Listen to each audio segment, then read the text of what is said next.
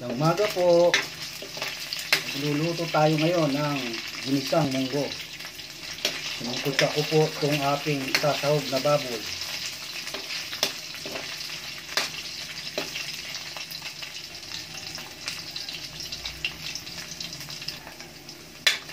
Ilagay muna natin sa gilid. Magigisa na tayo ng ating kamatis at sibuyas bawang.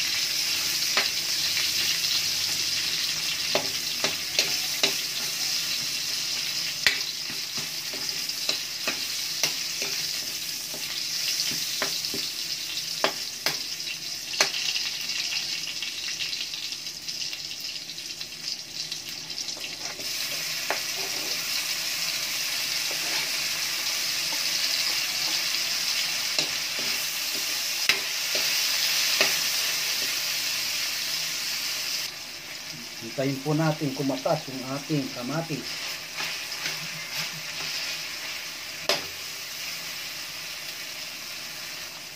Lagay na natin yung ating hipon, yung ating nakasahog.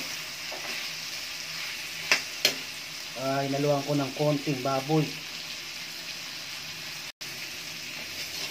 Yan, pwede na natin pagsamasamahin. Bago natin ilagay doon sa ating nilagang munggo. Yan, isasalin na natin.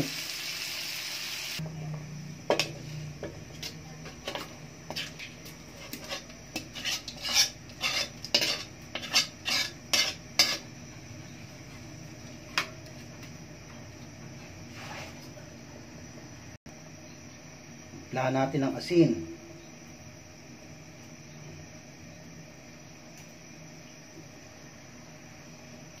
Bechin.